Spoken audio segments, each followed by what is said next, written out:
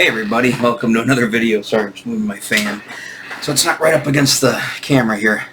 I want to do a reaction, well, not really a reaction video, but a just kind of like maybe an add-on to a video by Rick Beato. I don't know if you know who Rick Beato is, but he's a pretty big music guy on YouTube. He's got a channel which is just called Rick Beato. I'll put a link in the description to the specific video I'm talking about here. But he made a video 3 days ago talking about, he's like, it's a video he's afraid to make. You know, he's like, you know, he's talking about, and he's an older guy. He's like in his early 60s, I think. And he's talking about how he really pisses off young kids by making comments about modern music. But in this video, he's going to piss off the older people like me. I agree with him 100%. So I wasn't angry about it. And the video, in a nutshell, is basically that creativity, and this is in regards to music. I've got some counters to that when it comes to art. But he's talking about music specifically. He says that true creativity stops after age 30. And he cites a bunch of classic, you know, he's into the more classical stuff as far as Pink Floyd, the Beatles, David Bowie, Rolling Stones. He talks more about, you know, Jimi Hendrix. He's a very mainstream kind of guy. As you know about my musical tastes, I like stuff that's a little offbeat. And I mean, I just like stuff that's immensely popular. But I'm just saying is I like things that are a little offbeat. And I think it's true, because I went back and I pulled out the albums just to kind of show you for my favorite bands, and it makes total sense, because if you look at the age of all the musicians, I think with the exception of maybe like John Anderson from Yes, he's a little older than the rest of the crew, so he's maybe like 31, 32, but the creativity bankruptcy is already there. And when they specifically do an album, it's about that time. The rest of the guys kind of follow suit. They're hitting 30, 31. And some people say that the album I'm going to choose is when they went too far and broke up the whole thing. Blue Oyster Cult's another band who has a couple of guys. You know, when the peak album hit, they said that, you know, I mean, I think a couple of the guys might have been, again, 31, 32. But still right in that ballpark. And it kind of goes across the board for these bands. So I'm going to go through my bands, you know, the ones that I usually talk about. I'm going to show you from their first record to the record in question. So let's do Blue Oyster Cult first, I guess. And obviously that is their peak. Agents of Fortune, which came out in 1970. What was it? Was it 78 or 70? You know, I can never remember the date on that one. Maybe it's 76. I think it's 76.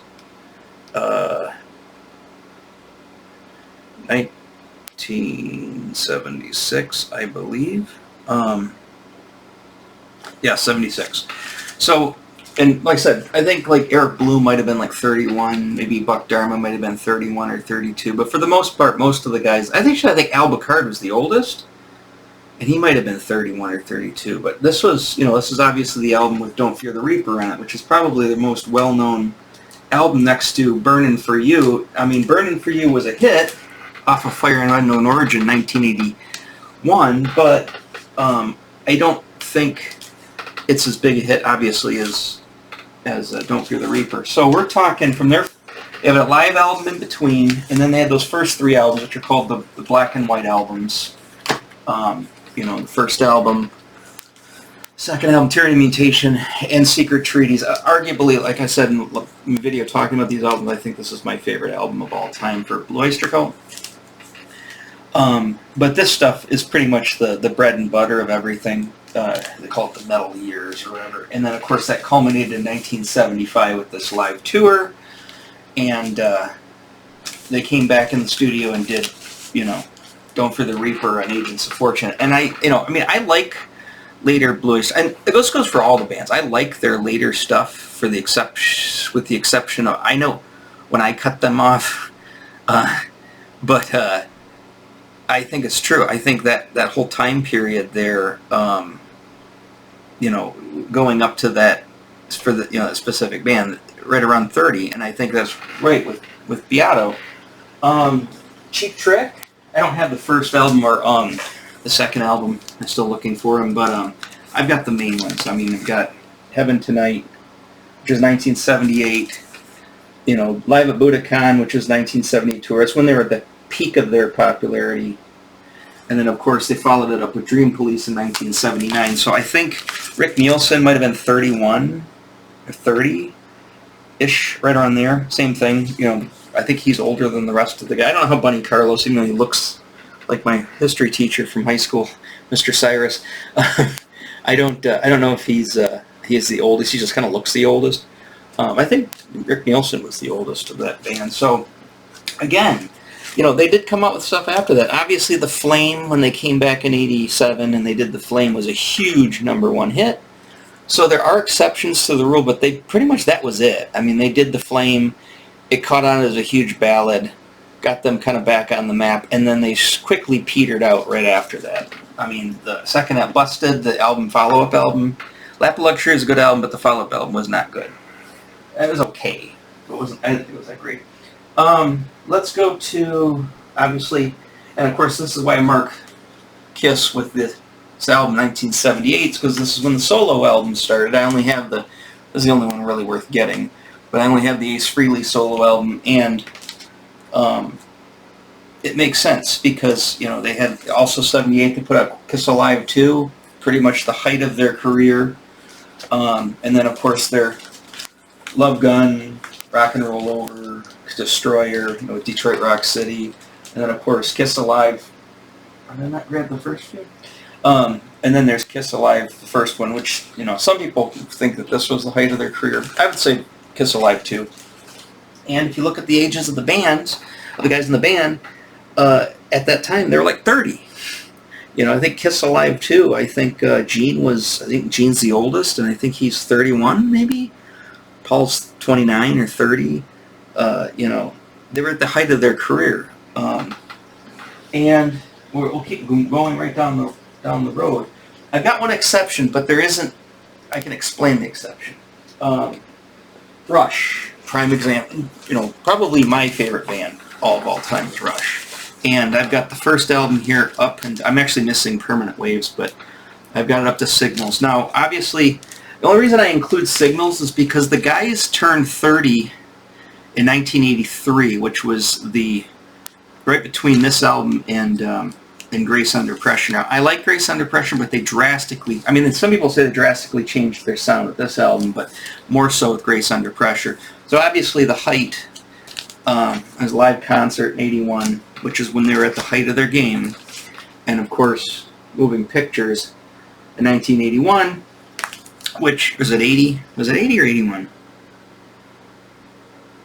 I think it was 81, 80, I think, because I think 79's the other one. I can't get I'm not going to dig the album out here, but anyways, that's Tom Sawyer. I mean, that's the height of Rush's career, and all the stuff prior to that is all the best stuff, in my opinion.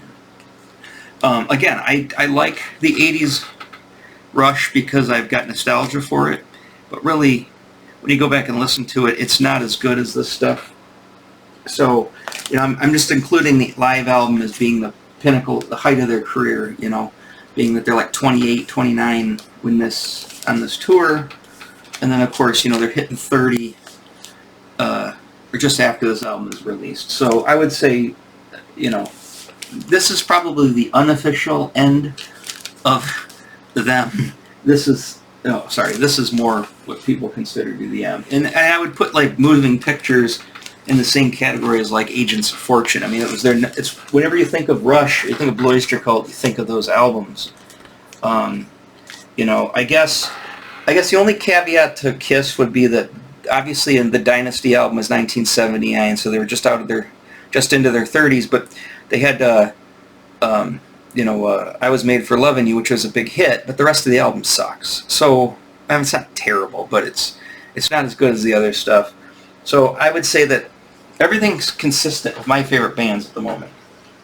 And then the last band I want to talk about, of course, is Yes. And I would say, again, this is 1974 or 75. I think it's 75 was Tales of Topographic Oceans. And like I said, this is the album that broke the band. This is the album that caused Rick Wakeman to leave, having to replace him with Patrick Moraz going into Relayer. But this was pretty much the end of the classic Yes. And even though, like, Going for the One's a great album, I like Tormato, Drama I love, really the height of the Yes sound was Tales of the Topographic Oceans, and that's also when they took it too far. So I'd say the height of their game is probably, the Yes shows, or sorry, Yes songs, live album, the triple live album. And then, so of course, then that means that the only real studio albums that are considered the peak of their career was, obviously the Yes album, Fragile and Close to the Edge, and of course Fragile's Roundabout and Close to the Edge being what people consider the ultimate prog rock album. So I think, like I said, I think John Anderson at the end, I think he might have been 30 when this was recorded.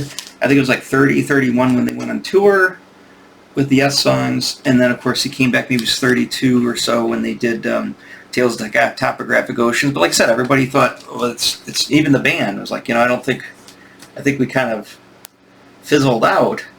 So it makes sense. I mean, the only exception to that was, of course, their most commercial hit with 90125. However, if you notice, this is not really a Yes. I mean, it's a Yes album, but it's primarily Trevor Rabin, who was under 30. He was 28 when they did this album, or 27. So that makes sense. So if you want to, this is just the only guys in Yes are basically the seasoned, master musicians that are just backing up Trevor Rabin, who's about to hit 30. And I think Trevor Horn may have been maybe in his early 30s who produced it. And of course, Drama, which I really love, that was, I think Trevor Horn was, I'm not sure exactly how old Trevor Horn is, but I know he was younger than the rest of the guys.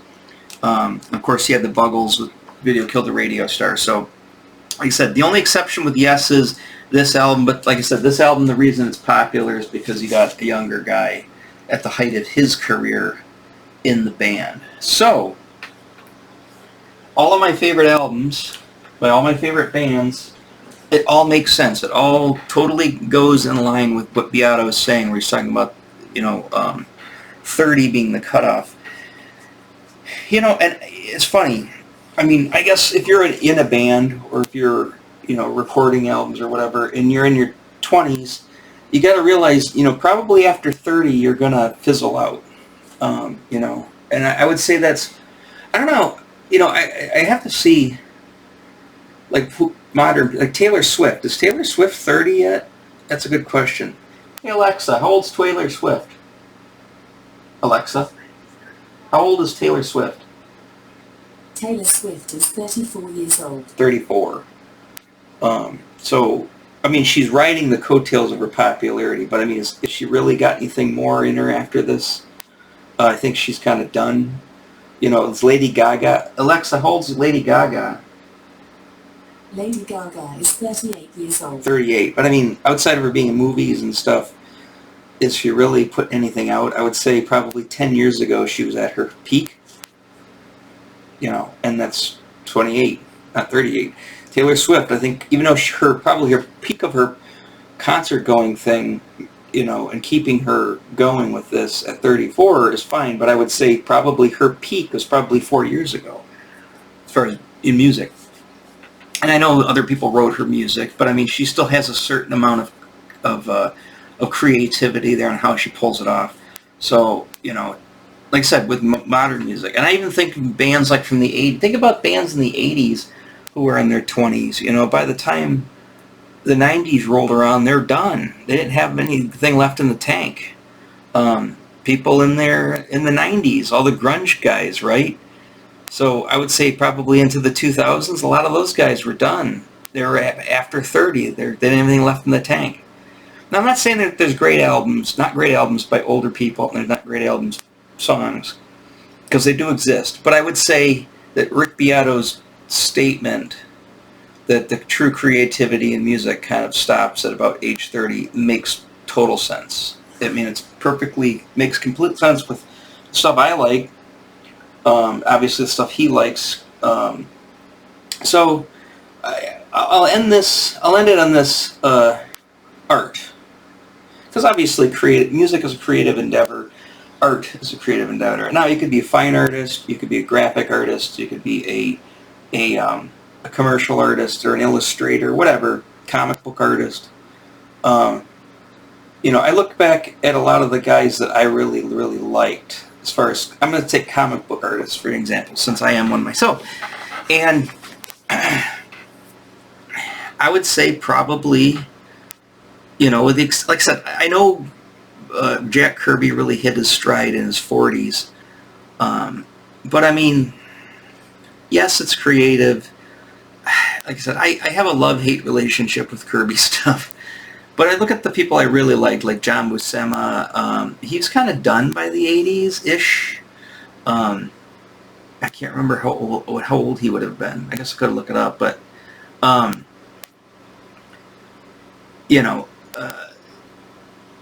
Frank Miller. I'm not a huge Frank Miller fan, but obviously he kind of burnt out after the 80s. I guess Sin City was still like his last hurrah, maybe 300 Sin City, but I think he was early 30s, mid 30s maybe. So I think with art, especially if you're successful, I think the creativity is there to keep going. I think music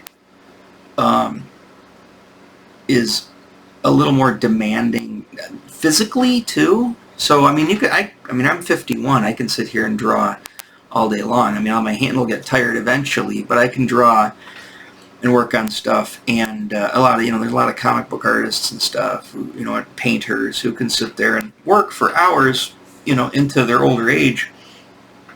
Outside your hand, cramping up, or maybe issues with sight. It's not super physically demanding, because essentially, unless you're standing the whole time, you're essentially sitting in a nice calm, atmosphere. Obviously, the band, you've got loud, you're playing live, it's loud, and they're practicing, it's loud. It's drumming, especially, how much it tears you up. Guitar and that stuff. I mean, just standing for a full show and playing and running around the stage and stuff. I mean, there's guys that can do it that are older, sure, but I think, and I also think it's harder to make money and to carve out a name for yourself in music than I think it is in art. Now, art's hard to do, trust me, but I'm just saying is you could get work if you're a decent artist, and especially if you work digitally and you really play up promoting yourself online with social media, you can make money, and it doesn't really matter what age you are. So I guess that's my what do you call it? My endorsement for becoming, say, like an illustrator is you can do it. You can still be creative and you can still do great stuff all the way up until you're dead, pretty much. There's a lot of guys that literally worked up until they're dead. And, I would say maybe writing is another example of something that takes a lot of creativity, takes a lot of, time and effort, but I don't think it's as demanding, and you can obviously make money as a writer, writing books, novels, whatever you're going to write. Because it seems like, you can self-publish. I guess with music now, you can obviously self-publish and you can put yourself out there. I just think because of the time we live in and how music, especially pop music, is so, I think it's in a state of, I wouldn't say it's a state of rest. I think it's beyond a state of arrested development. I think it's in a state of decay. Obviously rock music's dead, I guess hip-hop and just regular general pop music is the only thing that's really keeping music alive, and I think it's also on the decay. It's for a myriad of reasons. There's the internet, there's corporate greed, there's change of tastes, blah, blah, blah, a whole nine yards. But I think you can still, being a comic book artist or just an illustrator who just does art for commission art, freelance art, I think with writing, self-publishing, you doing all that stuff. I think that stuff's easier to make money and to stay creative, and it's definitely not that physically demanding on your body. So I guess I'll end it on that. That again, I was talking about Rick Beato's video that he did about 3 days ago, and he mentioned what did he call it? Like I said, I'll put this link in this description, but he called it the video I've been afraid to make. And real quick, you'll see it on there if you go there. Well, it's the 2 days ago, a guy named Gary Bradley Music made a comment. He says, I'm a psychologist. There are two general creative periods, before 30 and after 60. At these times, there are fewer demands and better conditions for prompting creative focus and development, and the dip is generally because the demands of career, financial, and family stability is not really about intelligence. It's more about personal agency, motivation, values. And I agree. I mean, by the time you're 30, you probably got your life going. You've probably got a lot more responsibilities. Hell, there's kids nowadays still live with their parents up till 35, so they don't have to really, outside of making sure their parents don't get pissed off at them and keep paying for the roof over their head, they really don't have a lot of, especially if they don't have kids. They're just maybe dating, maybe probably not, just hanging out, playing video games, and just kind of existing. Those people have lots of time to make YouTube videos, be very highly creative people, and be very productive. And again, like this guy says, after 60, I could see that. I mean, I know the retirement age is going up, especially for me at 67, but who knows if I can ever retire. But I think you've probably got to a certain point. You've probably had kids by now. You're still married, or maybe you're divorced. You probably are getting close to retirement age, and you've maybe saved up some retirement fund, or you've got something going on, or really maybe just, you can live, pretty cheap. Going into your 60s, you have plenty of time to sit around and do creative endeavors. And I would say your physical health, if you got, head cancer or some failing illness, if you're in relatively good health at 60, I would say from 60 to 70, probably, let's say you are going to retire around that age, you got plenty of time to do creative endeavors. It's definitely that in between, that say 30 years old to 59 years old, or 30 to 60. There's just too much going on. You can't focus. You're not at your A game. For me, I'm still pretty creative. I'm probably doing the best work I've done at 51 than I ever have in my entire life. So again, with art, I think it's and it also depends on the person. I don't have a huge amount I have a son who's not 18 yet, and I have, I just live in an apartment. I don't have a house to take care. I'm not married. I don't really even date.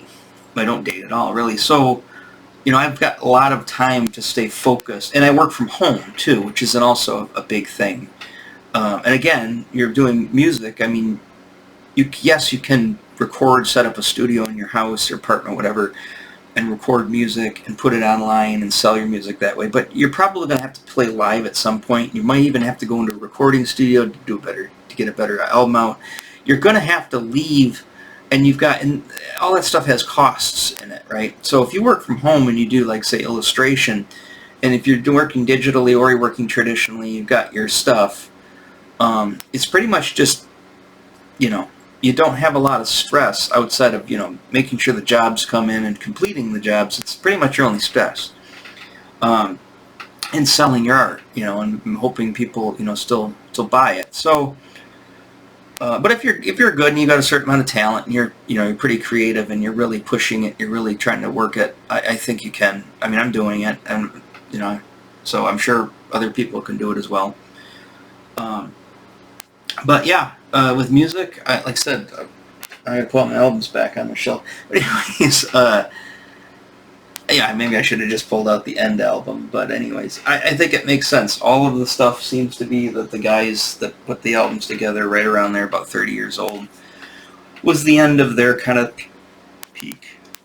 And again, I mean, being a rock star is a young person's game. That's why I don't have any aspirations of, of being a rock star or doing music. I do it as a hobby because I really like it, I really love it. But outside of the hobby, I have no aspirations because I'm not young anymore, and it's a young person's game. My son's still young. He's got time to, to really carve out his niche if that's what he really wants to do. But no, it's kind of done for me. I mean, I've picked my lane and I'm staying in it, and I'm doing okay in it. So and it's very, very rewarding. So and it's a purely creative job. So I guess, like I said, I guess with art or certain things, you can still peak or you can still become better and better, with age. Sure, yeah, if I didn't have to work as hard and I could really get into my doing things for me, I could probably do some highly creative stuff. Any more creative than what I'm doing already? It'd be different. But I don't think I could get much, the type of stuff that I would do is I either tell stories I want to tell that I don't care if anybody likes them or not, have to sell, or I could just draw what I want to draw and not have any worry about having to sell it.